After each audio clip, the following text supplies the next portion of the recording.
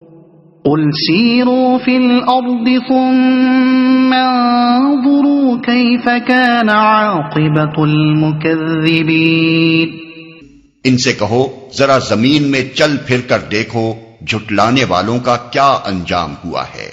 یعنی گزری ہوئی قوموں کے آثار قدیمہ اور ان کے تاریخی افسانے شہادت دیں گے کہ صداقت و حقیقت سے منہ موڑنے اور باطل پرستی پر اصرار کرنے کی بدولت کس طرح یہ قومیں عبرتناک انجام سے دوچار ہوئیں۔ قل لمن ما فی السماوات والارض قل للہ كتب على نفسه الرحمة ليجمعنكم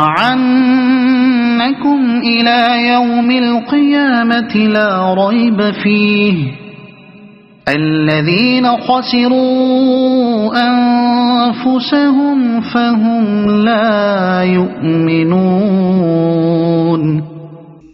ان سے پوچھو آسمانوں اور زمین میں جو کچھ ہے وہ کس کا ہے؟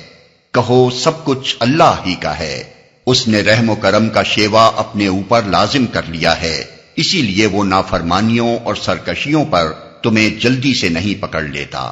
قیامت کے روز وہ تم سب کو ضرور جمع کرے گا۔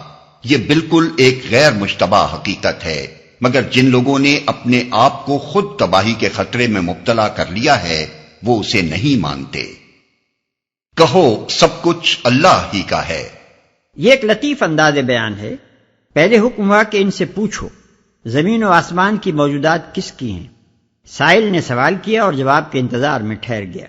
مخاطب اگرچہ خود قائل ہیں کہ سب کچھ اللہ کا ہے، لیکن نہ تو وہ غلط جواب دینے کی جرات رکھتے ہیں اور نہ صحیح جواب دینا چاہتے ہیں، کیونکہ اگر صحیح جواب دیتے ہیں تو انہیں خوف ہے کہ مخالف اس سے ان کے مشرکانہ عقیدے کے خلاف استدلال کرے گا، اس لیے وہ کچھ جواب نہیں دیتے۔ تب حکم ہوتا ہے کہ تم خود ہی کہو کہ سب کچھ اللہ کا ہے۔ وَلَهُ مَا سَكَنَ فِي اللَّيْلِ وَالنَّهَارِ وَهُوَ السَّمِيعُ الْعَلِيمُ قُلْ أَغَيْرَ اللَّهِ أَتَّخِذُ وَلِيًّا فَاطِرِ السَّمَاوَاتِ وَالْأَرْضِ وَهُوَ يُطْعِمُ وَلَا يُطْعَمُ قل إني أمرت أن أكون أول من أسلم ولا تكونن من المشركين۔ رات کے اندھیرے اور دن کے اجالے میں جو کچھ ٹھہرا ہوا ہے سب اللہ کا ہے اور وہ سب کچھ سنتا اور جانتا ہے۔ کہو اللہ کو چھوڑ کر کیا میں کسی اور کو اپنا سرپرست بنا لوں، اس خدا کو چھوڑ کر جو زمین و آسمان کا خالق ہے اور جو روزی دیتا ہے روزی لیتا نہیں ہے۔ کہو مجھے تو یہی حکم دیا گیا ہے کہ سب سے پہلے میں اس کے آگے سر تسلیم خم کروں، اور تاکید کی گئی ہے کہ کوئی شرک کرتا ہے تو کرے، تو بہرحال مشرکوں میں شامل نہ ہو۔ جو روزی دیتا ہے روزی لیتا نہیں ہے۔ اس میں ایک لطیف تعریض ہے۔ مشرکوں نے اللہ کے سوا جن جن کو اپنا خدا بنا رکھا ہے وہ سب اپنے ان بندوں کو رزق دینے کے بجائے الٹا ان سے رزق پانے کے محتاج۔ کوئی فرعون خدائی کے ٹھاٹ نہیں جما سکتا جب تک کہ اس کے بندے اسے ٹیکس اور نذرانے نہ دیں۔ کسی صاحب قبر کی شان معبودیت قائم نہیں ہو سکتی جب تک کہ اس کے پرستار اس کا شاندار مقبرہ تعمیر نہ کریں۔ کسی دیوتا کا دربار خدابندی سج نہیں سکتا جب تک کہ اس کے پجاری اس کا مجسمہ بنا کر کسی عالیشان مندر میں نہ رکھیں اور اس کو تزئین و آرائش کے سامانوں سے آراستہ نہ کریں۔ سارے بناوٹی خدا بیچارے خود اپنے بندوں کے محتاج ہیں، صرف ایک خداوند عالم ہی وہ حقیقی خدا ہے جس کی خدائی آپ اپنے بلبوتے پر قائم ہے اور جو کسی کی مدد کا محتاج نہیں بلکہ سب اسی کے محتاج ہیں۔ قل انی اخاف ان عصیت ربی عذاب یوم عظیم من يصرف عنه يومئذ فقد رحمه وذلك الفوز المبين وإن يمسسك الله بضر فلا كاشف له إلا هو وَإِن يَمْسَسْكَ بِخَيْرٍ فهو على كل شيء قدير وهو القاهر فوق عباده وهو الحكيم الخبير۔ کہو اگر میں اپنے رب کی نافرمانی کروں تو ڈرتا ہوں کہ ایک بڑے خوفناک دن مجھے سزا بھگتنی پڑے گی۔ اس دن جو سزا سے بچ گیا اس پر اللہ نے بڑا ہی رحم کیا اور یہی نمایاں کامیابی ہے۔ اگر اللہ تمہیں کسی قسم کا نقصان پہنچائے تو اس کے سوا کوئی نہیں جو تمہیں اس نقصان سے بچا سکے، اور اگر وہ تمہیں کسی بھلائی سے بہرہ مند کرے تو وہ ہر چیز پر قادر ہے۔ وہ اپنے بندوں پر کامل اختیارات رکھتا ہے اور دانا اور باخبر ہے۔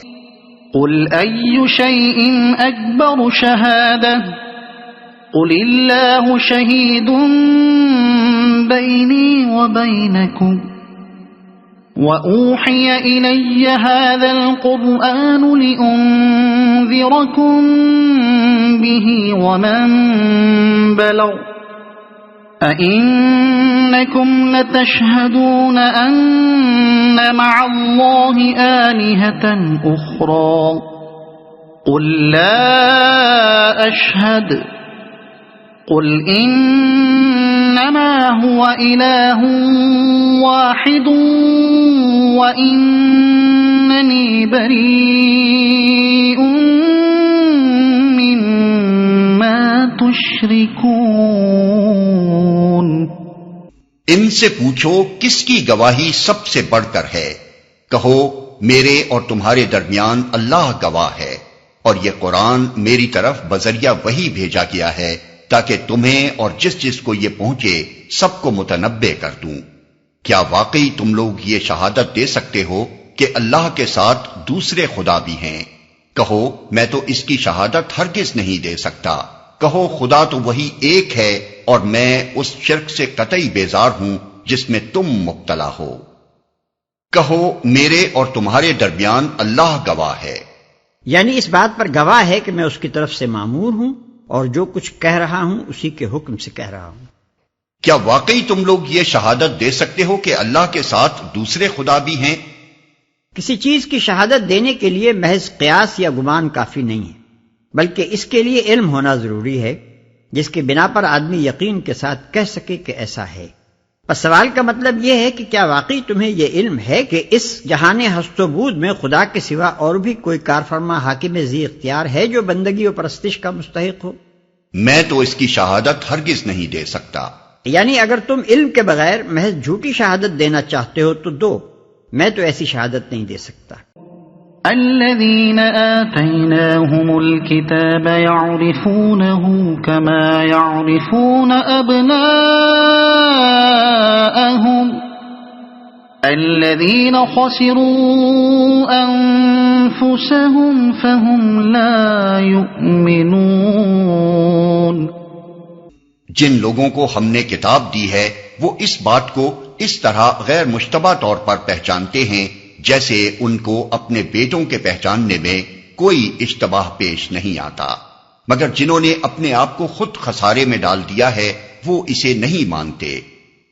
یعنی کتب آسمانی کا علم رکھنے والے اس حقیقت کو غیر مشتبہ طور پر پہچانتے ہیں کہ خدا ایک ہی ہے اور خدائی میں کسی کا کچھ حصہ نہیں ہے۔